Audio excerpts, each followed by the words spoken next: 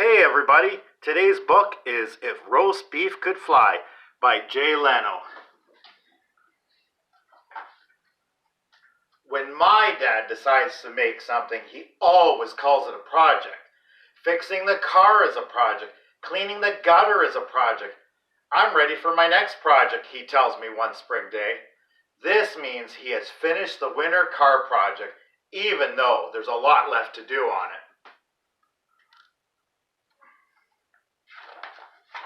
The great thing about working with my dad is he loves taking things apart. He just doesn't get around to putting them back together. This summer, we're going to have ourselves the greatest barbecue ever, Dad announces. No more charcoal, no more lighter fluid. We're going to build a patio deck and get us a rotisserie.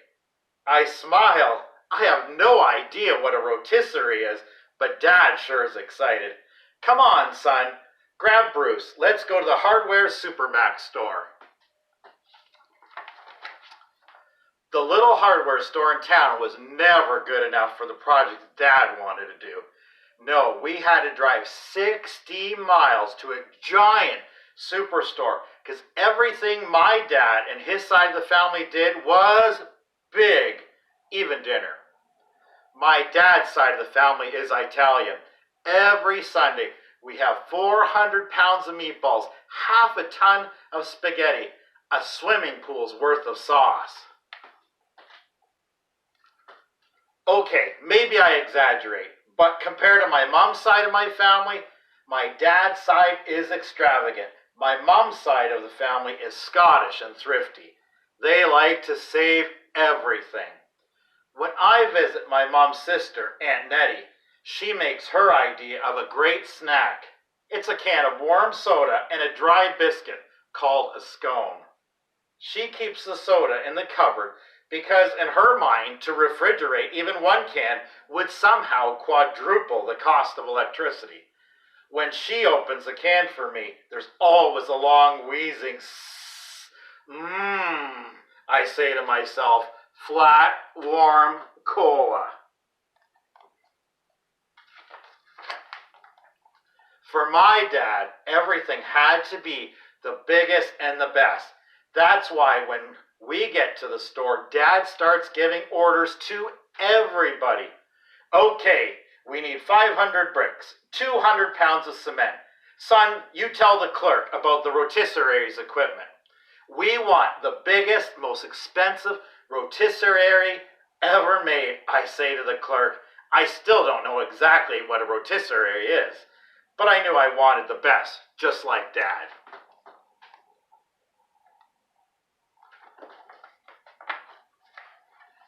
Dad and I couldn't fit everything we bought into the car for the ride home, but the hardware Supermax guys said they would give us free delivery.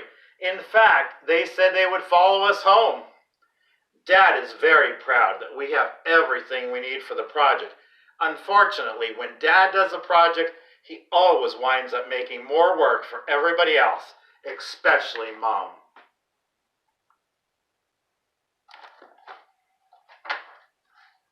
When we drive up, Mom and Aunt Nettie shake their heads in unison. Oh, the waste, they sigh. The waste. The delivery crew finally unloads everything. Bruce tries to help by barking at the truck's tires. This is what it must have been like to watch the building of the pyramids of Egypt. I hope our patio won't take 500 years. Pretty soon the whole neighborhood gathers in our backyard. Experts are consulted. In my neighborhood, everyone is an expert.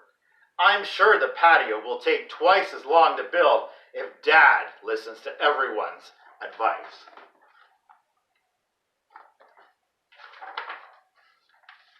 Weeks later, we are just about finished with the patio, except for the lights, the storm drain, the fence, and the steps to the backyard. We do, however, have a really neat dirt path. I realize the summer is almost over, and we haven't had our first barbecue yet. Don't worry, son, says Dad. We're going to have the best end of summer barbecue ever.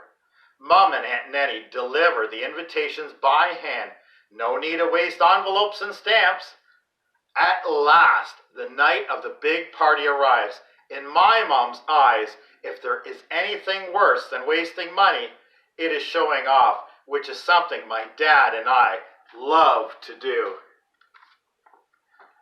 What better way to show off than by making a grand entrance into the party? Ta-da! Unfortunately, I do not realize the banister is so steep. I begin to pick up speed at a tremendous rate. It's a good thing we bought too much cement. Dad is in too good a mood to let my little stunt bother him. He helps me up and smiles. Look, there are Aunt Nettie and Mom bringing out the biggest roast beef I have ever seen. Bruce is jumping up and down in his awkward way like a rag doll on a trampoline. The neighbors fall silent. Dad flicks the switch on the rotisserie. So that's how it works. In less than a heartbeat, the roast beef begins to turn on the spit. Ooh, ah, everybody watches the meat roasting. Dad goes inside to help Mom serve the several different tons of food brought by Dad's family. I'm all alone with the roast beef. Boy, does it smell good. For me, the spinning roast beef is an amazing spectacle. Juice is dripping, fat is sizzling, the spit is making little metallic ee noises as it turns. I can't take my eyes off it. I'm dying to taste the roast beef. But how can I do it without anyone knowing? Then I get an idea. I reach deep into my pocket. I pull out my secret weapon. It's just long enough to reach the top of the meat in the rotisserie.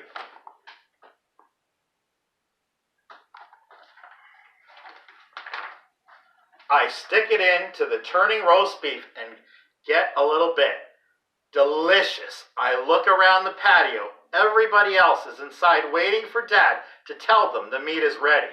I do it over and over again. Instant roast beef.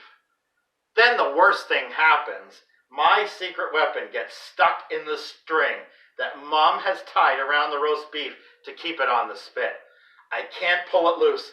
The roast beef keeps turning. I have to let go of the weapon. It's slowly melting into the roast beef. I don't know what to do.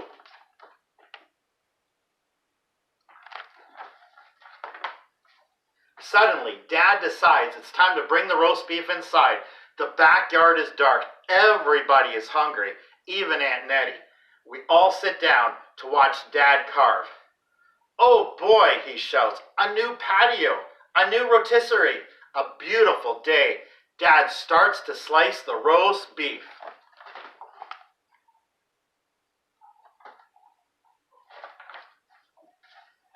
Hack, hack, hack, hack with the knife. He can't cut the meat. The dining room is silent except for the sound of the knife. It sounds like Dad is sawing wood, but I know it isn't wood. It's plastic! Dad shouts. A big chunk of my comb falls into the plate and goes clank. The meat underneath it is all pink. Dad starts breathing hard like he's going to explode. What the heck is this? He bellows. Very quietly, I whisper, it's my secret weapon. What's your secret weapon? He roars. It's my comb, I say. Your comb? Dad picks up the roast beef like a football and throws it out the window. Everybody is just standing there, mouth open, stunned, or maybe just hungry.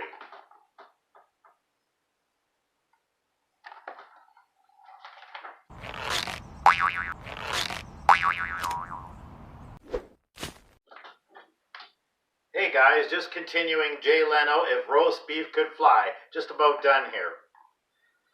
Look, Aunt, shouts Aunt Nettie as the roast beef sails through the air.